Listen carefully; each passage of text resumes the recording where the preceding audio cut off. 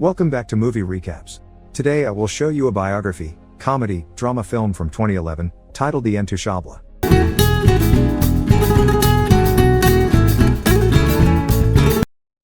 Spoilers ahead, watch out and take care. One late night in Paris, Driss is driving his employer, Felipe, through the city. When waiting in traffic gets too boring, Driss breaks the speed limit and begins driving quite fast, dodging other cars and not caring about traffic signs. This causes the police to go after him. Andres bets €100 that he can lose them, but after driving under a bridge, the cops catch up by ambushing them from both sides. Driss doesn't look too worried though, and this time, he bets €200 that he can get them an escort. The cops make him leave the car and he starts acting, then behaving offendedly, and telling them Philippe can't move and he was taking him to the hospital. The officers find proof of this when they find the wheelchair in the trunk, and when approaching Philippe, they see him convulsing, which is also an act.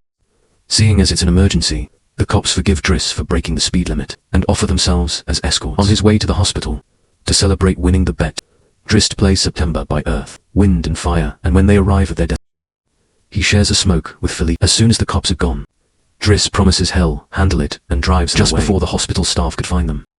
This friendship began many months ago.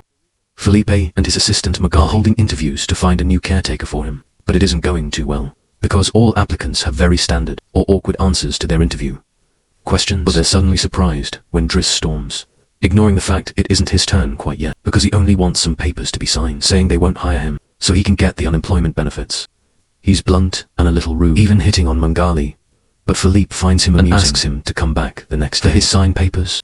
Driss goes back to his home in a humble neighborhood and tries to take a bath while all his little siblings bother, only managing to get it done in time, thanks to his sister, who is a bit older than the others and more responsible. While waiting for their mum to arrive, he looks through the window and notices his brother Adama getting out of a suspicious car. When the boy enters the apartment, he just says he was at school and leaves again after grabbing his bag, causing Driss to be even more sure that he's up to something. In the evening, his mum arrives, and he gives him a Faberge egg he stole and tells her he's been away on vacation. When she asks, she isn't happy to see him, though, because he disappeared for 6 months and never called, and now he's shown up out of nowhere, as if her home was a hotel. As she's absolutely done with all his lies, and she has other children she has to take care of, she kicks him out and tells him not to come back. Driss spends the night having a smoke and some snacks with some neighborhood friends.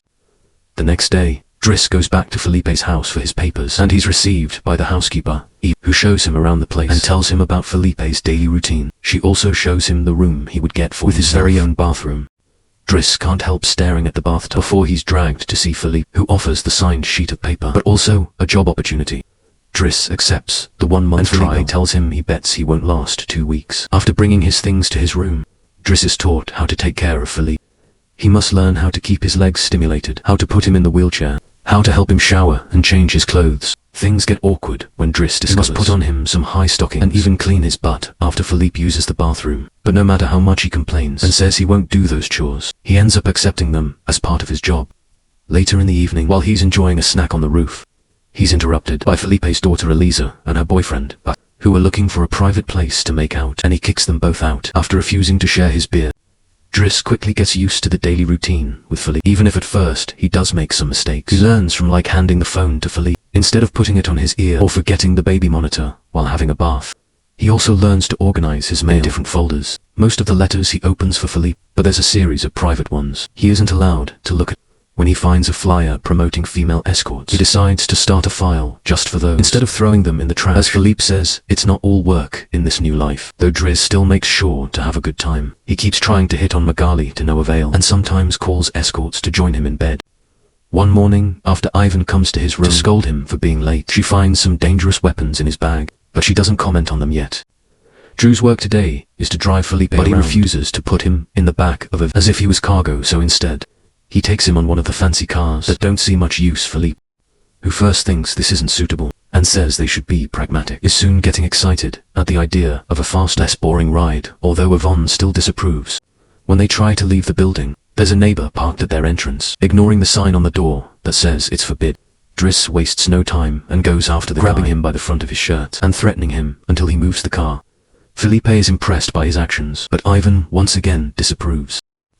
The pair goes to a museum, where Felipe is planning to buy a piece of artwork that Driss considers not worth because it's just a red blotch on the canvas. Afterward, Felipe meets with a relative of his who tells him everyone is worried about Driss since he can be violent. He's also discovered he has a criminal record, but Philippe doesn't care. He appreciates Driss because he doesn't pity and doesn't mind joking around with him. After another failed attempt at hitting on Magali, Driss has dinner with Ivan in the kitchen while listening to Philippe dictate a letter to Magali, claiming it's a private conversation. Ivan turns off the baby monitor and proceeds to explain what's going on. Philippa's pen pals with a woman called Ellie, or those are the letters he didn't let Driss open. But he's never met Ellie or in person. Their relationship is purely a... Speaking of love, Driss teases Ivan for the looks the gardener all the time before going to bed. He's trying to sleep when he hears some weird sounds coming from the baby monitor. Felipe is having trouble breathing, not being capable to ignore him. Even if he tries, Driss goes to his room and gently guides him through the attack. With soothing words and a wet cloth to wipe his face, Philippe eventually falls asleep, only to wake up again moments later saying he needs air. This time Driss doesn't hesitate. He puts Felipe on the wheelchair, covers him with blankets, and takes him out for a stroll by the river.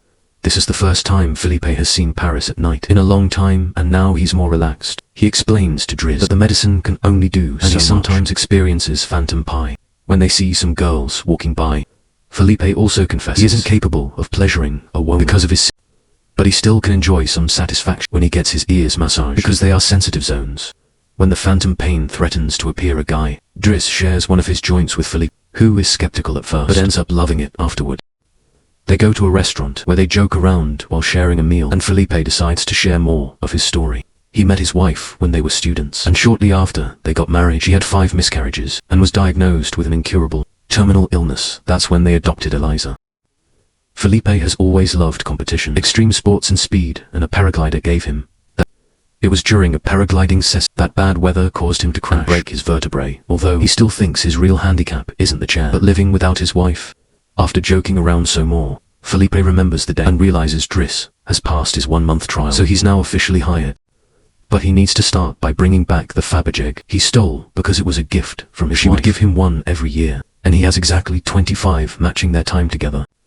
The next day, Driss goes to talk to Mina when she's leaving school, who is a bit offended because he hasn't been answering her messages, except to ask her to look for the egg. She also tells him about some cops that have been calling their home. Afterward, he visits a who confesses he was found with 30 grams on him. Driss wants to take him to lunch, but Adama refuses, and instead gets in the same suspicious car from before. Later on, Driss is allowed to be present while Felipe dictates his letter for Eleanor. To Magali, he thinks this purple prose is very boring, and that Philippe should be more direct. He's also baffled to hear this has been going on for 6 months, and they never exchanged pictures. When he finds her phone number on one of the letters, he takes it as a sign and calls her, obliging Felipe to take the phone and finally speak to her outside the written word. Their conversation goes so well, Felipe is now on the phone with her all the time, even right before he and Driss attend the opera, during which Driss laughs and makes fun of the costumes. The next day, Driss convinces Felipe to exchange pictures with La Enna and chooses one of him in the wheelchair. Afterward, while he's painting, Elisa bursts into his room to ask him for cigarettes and makes fun of him for trying to be artistic. Getting angry, he kicks her out, before going to see Felipe, who is currently asking to change the chosen picture for one of him when he wasn't quadriplegic. She hides the picture inside the escort file right before Driss burst, complaining about Eliza and telling Felipe he needs to discipline her. Something Yvonne agrees. Felipe agrees to talk to her, but he's mostly surprised when Driss lets it slip that he's been painting. Days continue to pass, and the friendship between Felipe and Driss continues to grow. Driss takes him to play in the snow and brings him with him when he goes out for a roux. Felipe gets him his first suit and scolds his dog, while Driss listens to him through the baby monitor. When Driss finishes his first painting, he shows it to who slaps him when he tries to kiss her. Felipe, however, likes the painting and promises he'll try to sell it. The two of them have a great time with each other, enjoying things like getting a faster car, sharing joints, and even hiring escorts together. When Felipe's birthday comes, he isn't very excited about it. Every year he pretends to be surprised that they're throwing a party and has to meet with all these relatives that only come to see him on the day to check he's still alive. Felipe says it'll all be rather boring, while he and the guests enjoy some live classical music. Drew searches for Eliza, who is crying in her after having taken some of Ivan's pills, which won't kill her as she expected. The reason why she's sad is that Bastien broke up and called her a tart, so she asked Trist to talk to the boy, which he accepts to do for a price. Meanwhile, Philippe is showing Driss painting to his relative and manages to convince him to buy it for 11,000 euros. Driss goes back to the dining room and chats with Iva, who tells him Agali is in a relationship with someone named Fred. But things are rather rocky at the moment, giving Driss hope as the party begins to die. Tao. Philippe makes Driss listen to some of the most important songs in classical music, but he could only joke in response. After the band is done, He brings his iPod and plays Boogie Wonderland by Earth, Wind and Fire before he starts dancing right in the middle of the floor. He's an incredible dancer, and he even convinces the rest of the party to join him and dance with him, which Philippe enjoys watching. Later, when putting Philippe to bed, Drist opens Eleanor's latest letter to him.